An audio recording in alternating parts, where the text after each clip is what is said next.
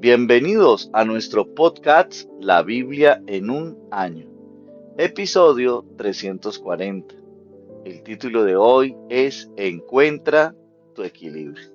El pastor Nicky Gumbel habla lo siguiente acerca de su estado de forma física.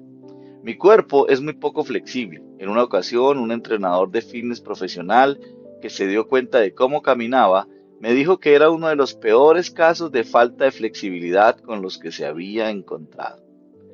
Ahora intento hacer más estiramientos.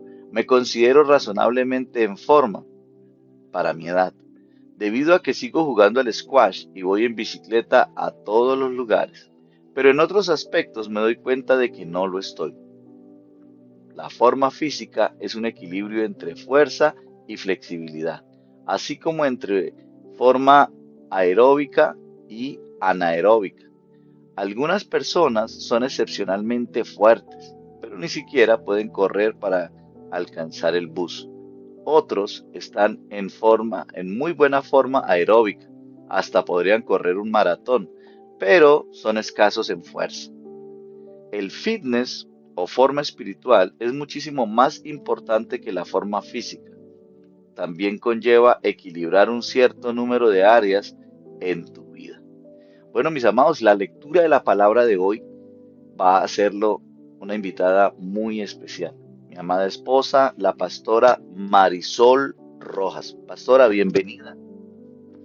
Gracias, buenos días. Bueno, estamos aquí para leer la palabra de Dios juntos.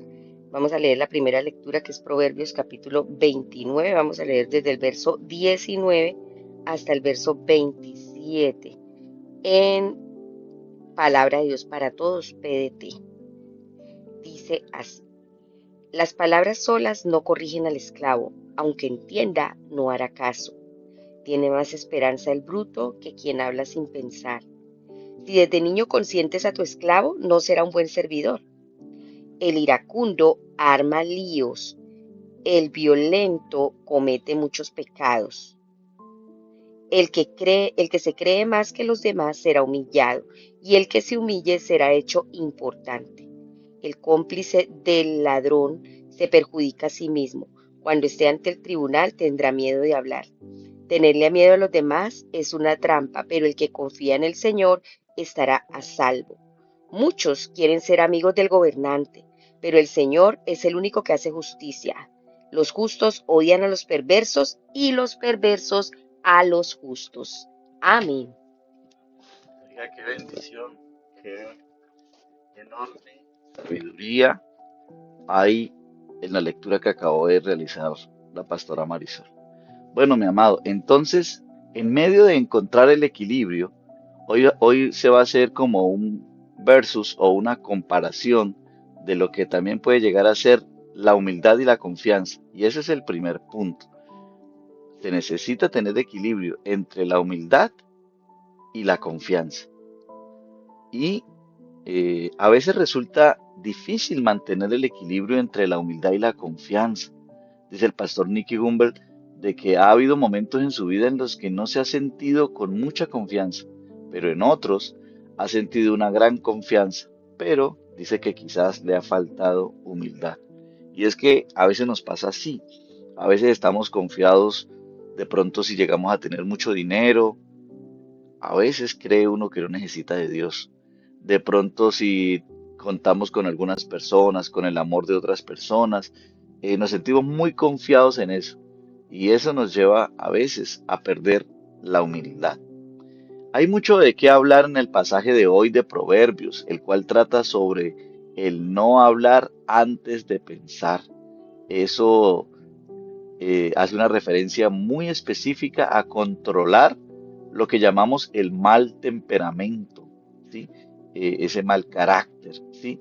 La ira, el enojo, ¿sí? Y más bien habla de confiar en Dios como la fuente definitiva de justicia.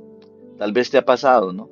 En medio de las grandes injusticias sociales que suceden de pronto en nuestro alrededor, nos llenamos de ira, ¿cierto?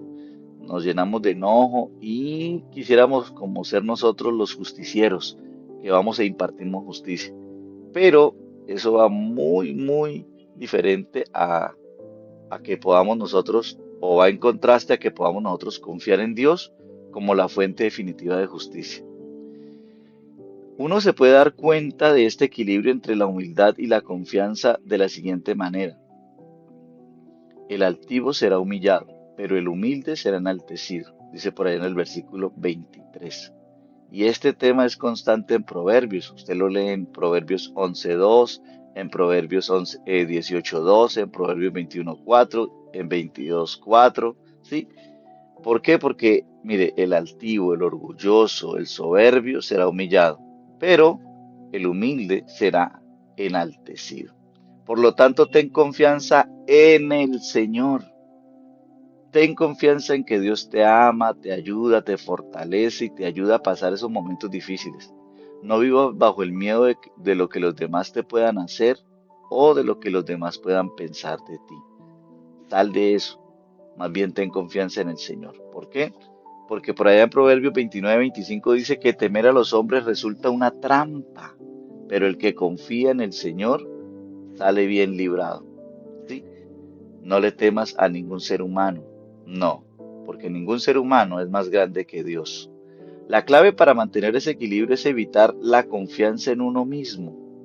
Entonces debemos dejar de evitar, o perdón, debemos evitar esa confianza excesiva en nosotros mismos donde creemos que todo lo podemos nosotros por nuestras propias cuentas. Recuerda que la Biblia dice todo lo puedo en Cristo que me fortalece, es en Cristo, no es en tus propias fuerzas, ¿sí? Por lo contrario, es importante practicar la humilde confianza en Dios, asegurándote que tu confianza no proviene de tus propias habilidades o éxitos, sino de confiar en Dios.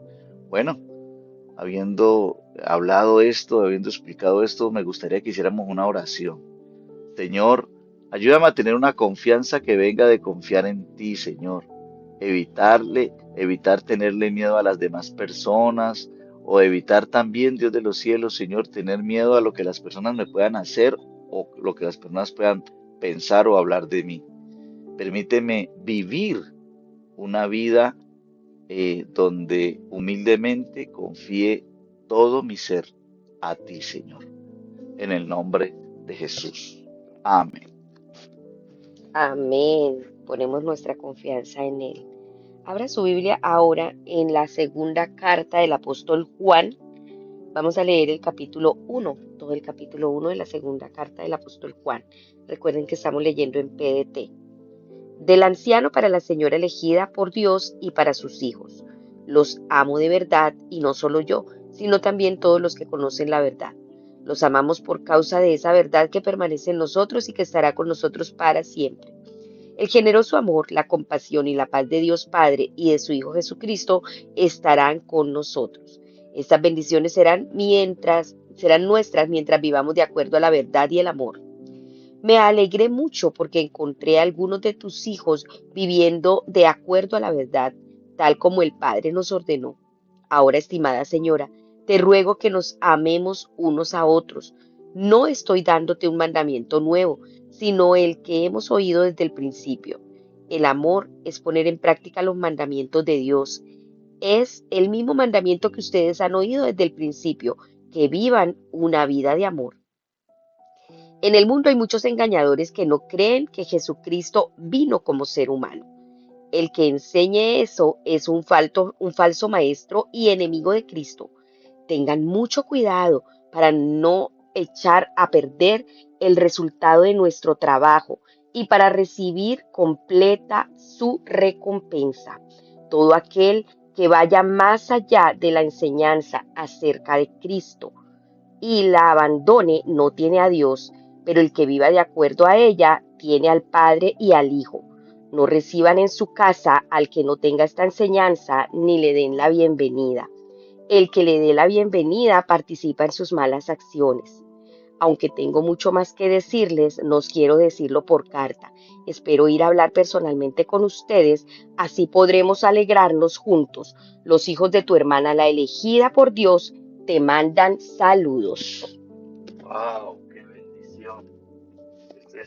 Ese wow lo he aprendido muchísimo de mi nieto cuando ve algo que le llama la atención, eh, Alejandro dice, wow. Y es que de verdad la palabra debe sorprendernos, es algo tan maravilloso poder leerla, poder escucharla. Y así como en el primer punto hablamos acerca de la humildad y la confianza, hablando de encontrar el equilibrio, también debemos encontrar el equilibrio, esto ya es el segundo punto de nuestro podcast de hoy, entre la verdad y el amor, ya que este es otro equilibrio difícil de mantener. ¿Por qué? Porque es que el amor se vuelve blando si no es fortalecido por la verdad. Así es, el amor a toda hora brindando amor, si no va conectado, si no va entrelazado con la verdad, se vuelve blando. Así es. Y el pastor Nicky Gumbel, por ejemplo, habla de que en su vida, ¿sí? Ha sido alguien muy apasionado por la verdad. Dice, pero que quizás no ha sido muy amoroso. De la misma manera me ha pasado a mí. A veces me he dejado eh, llevar más por la verdad. ¿Por qué? Porque es que, mire, así como el amor se vuelve blando si no es fortalecido por la verdad se vuelve muy dura si no es suavizada por el amor. ¿Sí? Y eso es algo definitivo. O sea, yo no puedo andar en la vida simplemente dando amor. Debe haber un equilibrio entre amor y verdad. Tampoco puedo andar en la vida simplemente hablando la verdad, sin amor, porque entonces voy a dañar personas. Y en mi caso lo he visto. Desafortunadamente tengo que admitirlo, de que así ha sido. Por eso le pido a mi Señor que me ayude a tener ese equilibrio entre verdad y amor. ¿Sí? Algunas veces he intentado ser muy amoroso, dice el pastor Nicky, pero he dejado que la verdad no me importe tanto. ¿Sí? Ese ya es un error, ¿no? Cuando uno intenta ser muy amoroso y trata de, pues, mirar para otro lado, para los que entienden, significa cuando no le he prestado esa importancia, cuando lo he hecho a un lado, ¿sí? En la segunda epístola de Juan, probablemente escrita a una iglesia a la cual se refiere como la señora elegida, les advierte del peligro de las falsas enseñanzas que negaban el hecho de que Jesús había venido a esta tierra en forma corporal y por lo tanto era completamente divino y completamente humano. Juan urge a tener este bello equilibrio entre verdad y amor. De hecho, entremezcla ambos incluso en el saludo. Él escribe así: el anciano, a la iglesia elegida y a sus miembros, a quienes amo en la verdad. ¿Sí ve? Debemos amar en la verdad. ¿Sí? Y no solo yo, sino todos los que han conocido la verdad, a causa de esta verdad que permanece en nosotros y que estará con nosotros para siempre. Wow. Recordemos que Dios es amor, pero también recordemos que Jesucristo es el camino, la verdad y la vida. Entonces necesitamos andar de la mano de estas, permitir que se entrelacen estas dos formas, el amor y la verdad. Dice porque los ama, quiere verlos en persona. El apóstol Pablo está, el apóstol Juan, perdón, está diciendo allí, quiere verlos en persona, quiere verlos cara a cara, ¿sí? Eh, Cuando nosotros de pronto manejamos lo que son las redes sociales, los correos electrónicos, las mismas cartas escritas, los mensajes de texto, las llamadas telefónicas, las videollamadas por WhatsApp, por Skype, por FaceTime, por lo que es Google Meet, por Zoom.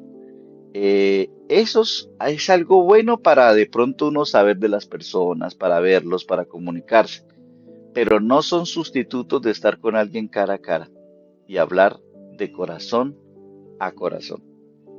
Por lo tanto, si tienes la oportunidad de visitar a las personas a las cuales amas, y de pronto caemos en el facilismo que a veces pueden llegar a traer las mismas redes sociales, yo quiero invitarte para que saques un tiempo. Primero estamos en época navideña, ¿cierto? Y algunas personas interpretan mal lo que es la Navidad. Piensan que la Navidad es licor, parranda, sexo desenfrenado, locura, ¿cierto? Pero la Navidad no es eso. La Navidad viene de natividad, que viene de que podamos entender el nuevo nacimiento. Hubo un nuevo nacimiento que definitivamente marca la diferencia en el mundo entero. Y ese nuevo nacimiento es el de Cristo Jesús, nuestro Señor.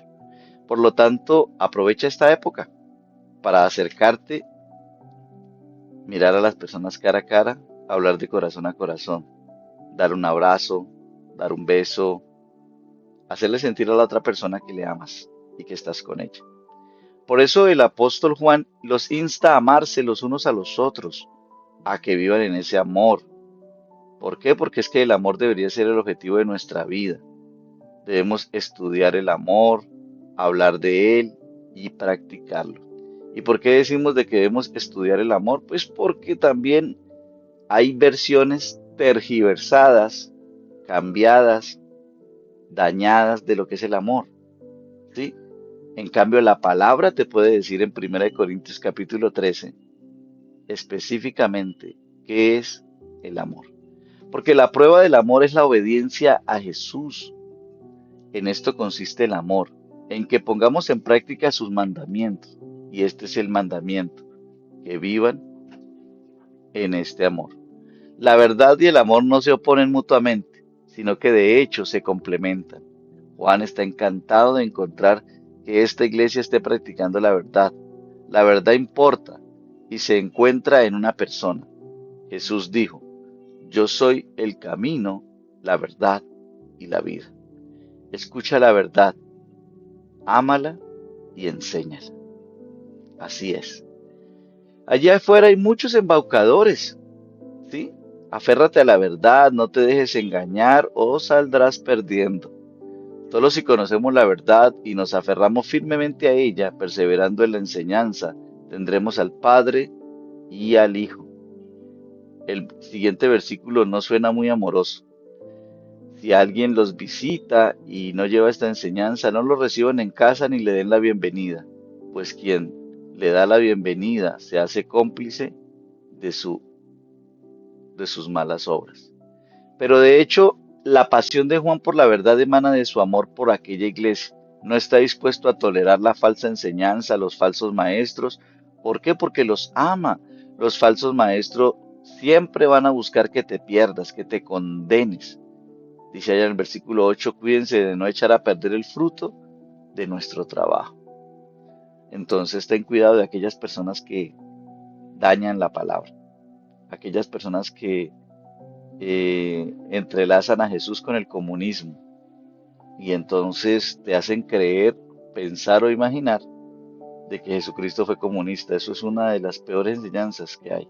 Eso es una herejía, eso es una mentira, ¿sí? Y entonces llevan a muchos a creer en esas falsas ideologías que el hombre ha creado y meten en algunas partes la palabra Dios o el nombre de Jesús para engañarte. Vamos a hacer una oración. Señor, ayúdame a mantener este equilibrio entre la verdad y el amor. Y así como siempre, a siempre decir la verdad con amor, Señor. Hoy te pido perdón por todas aquellas ocasiones donde no me he mantenido en la verdad, donde yo también he mentido y donde yo también he engañado, Señor. Perdóname, perdóname y ayúdame a vivir en la verdad. También quiero pedirte perdón por aquellas ocasiones donde yo no he vivido en el amor, Señor, donde me he dejado llevar por el juicio y de pronto he tomado el juicio en mis manos, juzgando a otras personas y haciéndoles daño, Señor. Ayúdame siempre a decir la verdad con amor y a que mi amor hacia las demás personas me lleve a vivir en la verdad que es Cristo Jesús. Gracias, Espíritu Santo, por tu eterno amor, Señor, y por tu eterna bondad. Bueno, mis amados, vamos a hacer entonces ahora otra lectura. Ya mi amada esposa leyó las dos primeras partes de este podcast, ¿cierto que sí? Vamos a hacer entonces la tercera lectura y esa vamos a ir a el libro del profeta Ageo.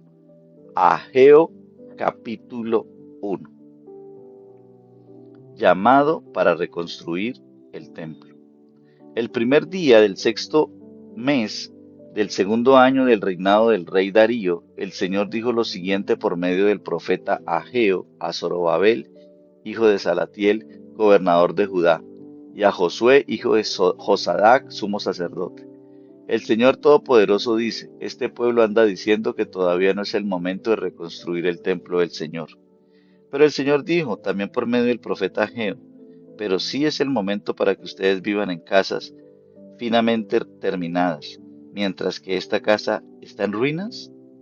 Ahora pues, dice el Señor Todopoderoso, piensen bien lo que ustedes están haciendo.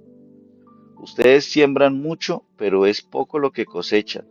Comen, pero no quedan satisfechos. Beben, pero no les alcanza para saciarse.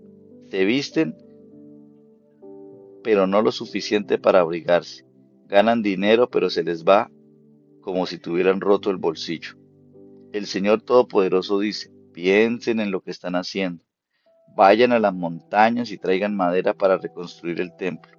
Y yo mostraré mi buena voluntad a este templo, y seré glorificado en él, dice el Señor. Ustedes esperaban una gran cosecha, pero les resultó muy escasa.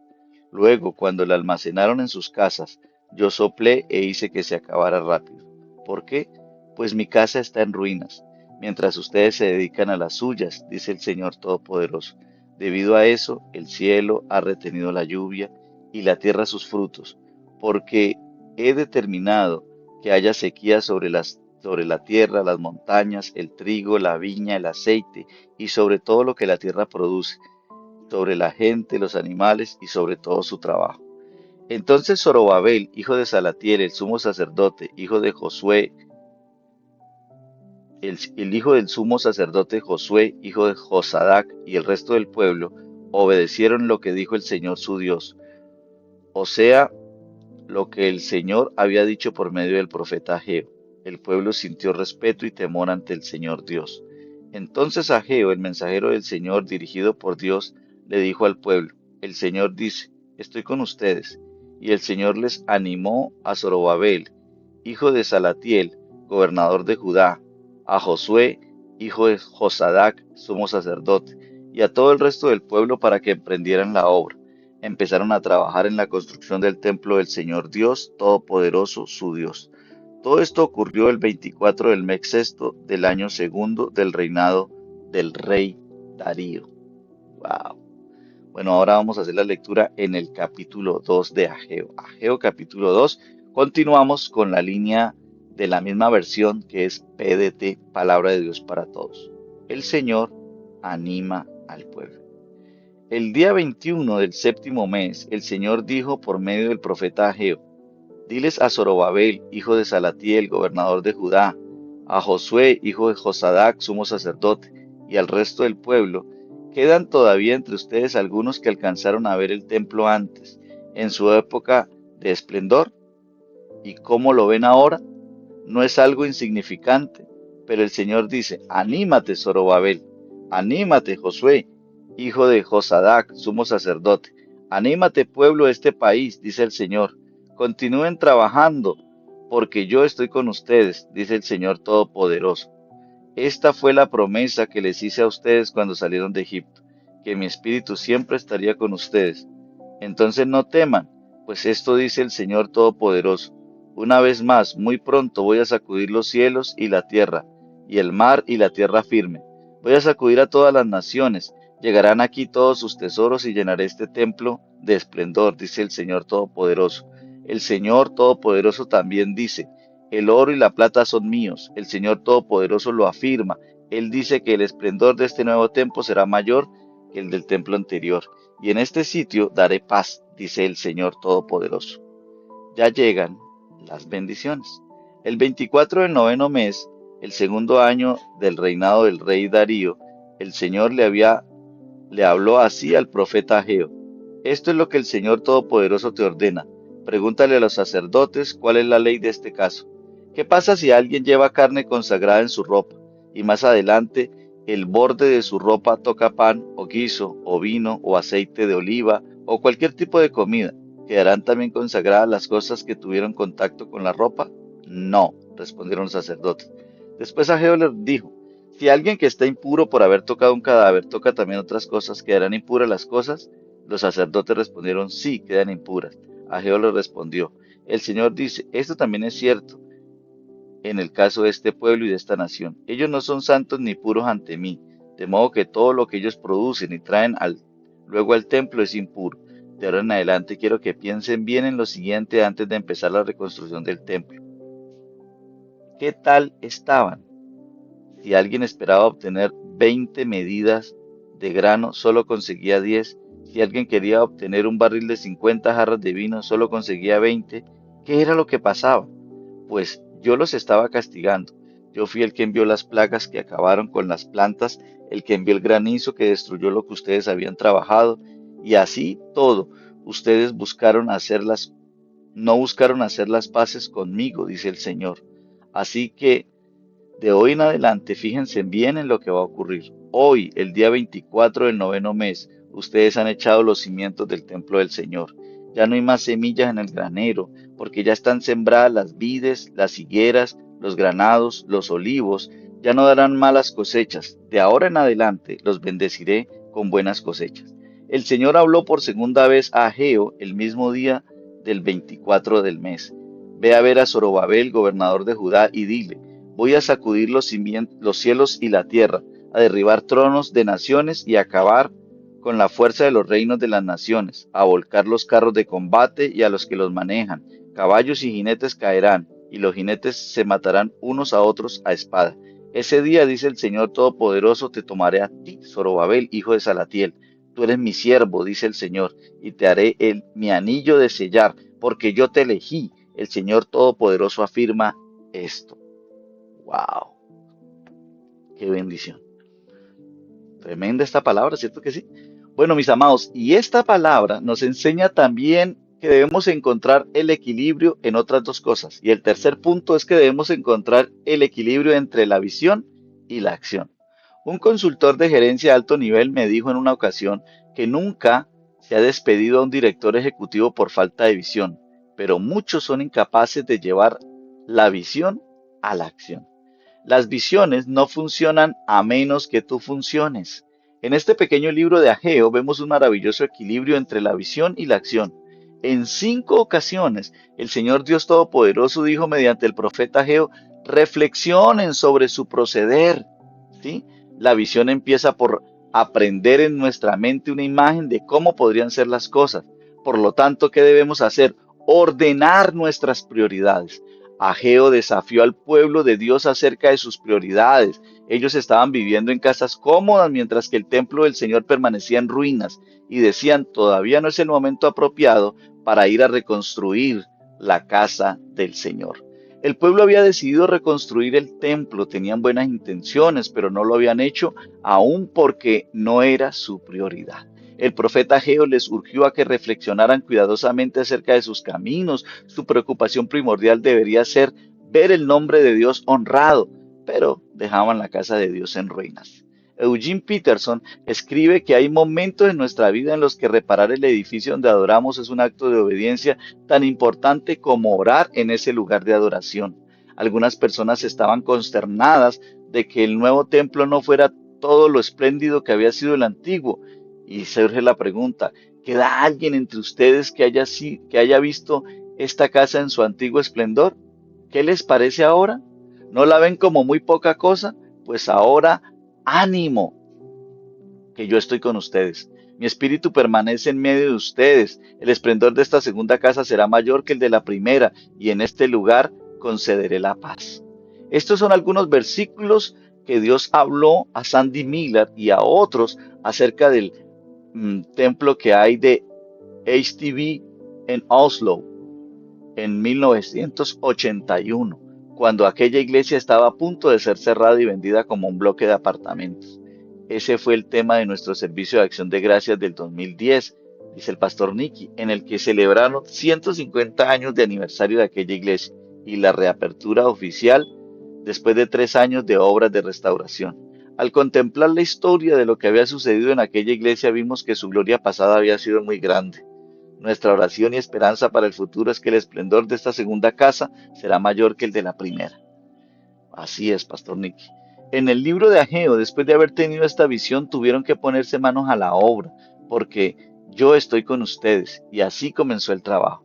Es decir, el Señor está con nosotros. Cuando contemples la iglesia en tu país, reflexiona cuidadosamente acerca de tu proceder.